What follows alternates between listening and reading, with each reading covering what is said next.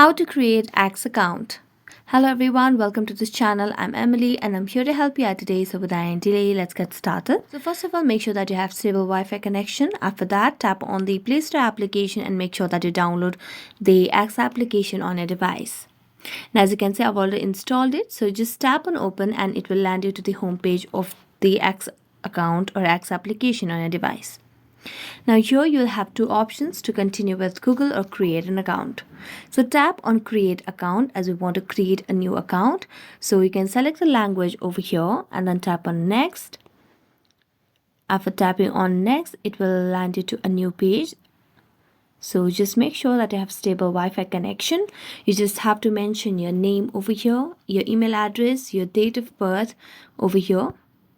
And as you do that, you'll be able to create your X account and X application. So that's it. Thank you so much for watching this video. See you next time.